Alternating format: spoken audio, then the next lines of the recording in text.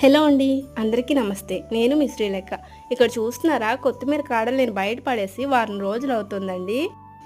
ఈరోజు నేను చూస్తే చక్కగా చూస్తున్నారా, ఇగురు పెట్టి ఎంతో అద్భుతంగా అందంగా కనబడింది.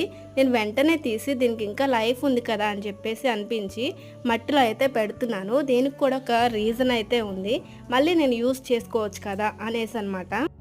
సేమ్ ఇదే విధంగా మనుషులు కూడా అంతేనండి, కొంచెం డిఫరెంట్గా ఉంటుంది. కాకపోతే మనుషులు అయితే ఎట్లా అంటే, నీ వల్ల ఎలాంటి సక్సెస్ ఉండదు అది ఇది అని చెప్పేసి ఇంకా కాస్త డీమోటివేట్ చేసి మనల్ని విడిచిపెట్టి వెళ్తారు.